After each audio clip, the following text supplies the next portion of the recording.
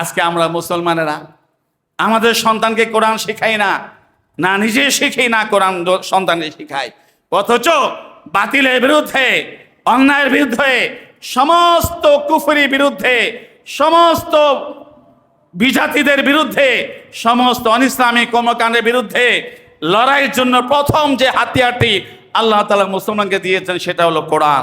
বলুন সুবহানাল্লাহ। এই কোরআনকে শক্তভাবে ধরতে হবে। আল্লাহ তাআলা বলেন, উতলুমা ও হিয়া ইলাইকা মিনাল কিতাব।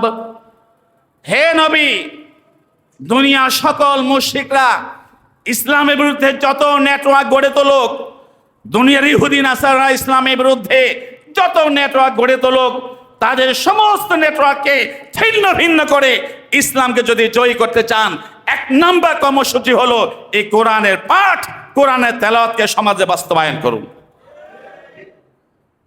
আজকে আমাদের এই কোরআন নাই, আজকে আমরা কোরআন পড়তে জানি না, আমাদের সন্তানদের কোরআন নাই। সন্তান কে দান করে? আওয়াজ করে বলুন, কে সন্তান দান করে? আল্লাহ সন্তান দান করেন। কিন্তু দান করলো আল্লাহ। এই সন্তান যখন একটু বলতে শুরু করলো, একটু শেখার বয়স তার হয়ে উঠলো, তখন এই সন্তানকে আমরা কোরআন শেখাই না, আমরা ওই সন্তানকে ঠেলে দেই কোরআন বিরোধী শিক্ষায়। কথা ঠিক কিনা বলেন?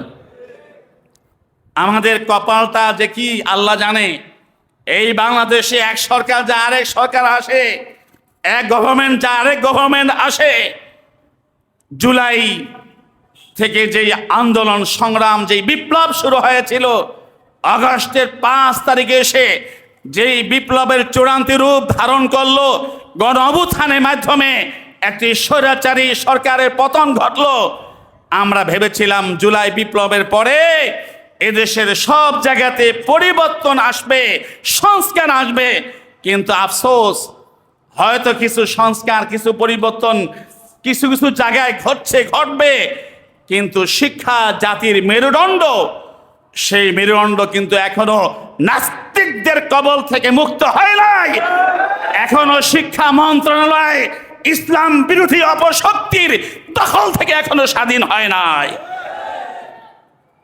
সেখানে যারা বসে আছে